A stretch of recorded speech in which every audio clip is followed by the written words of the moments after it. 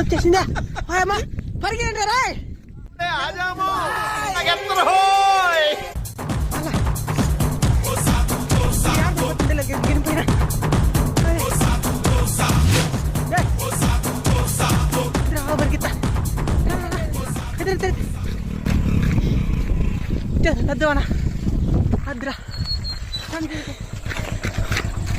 Jute పాదరని ఎక్కలేదు పద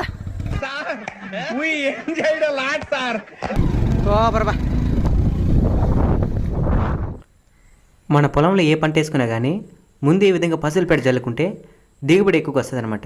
కృత్రిమ ఎరువుల కంటే ఈ సహజ ఎరువు ఎంతో శ్రేష్టం.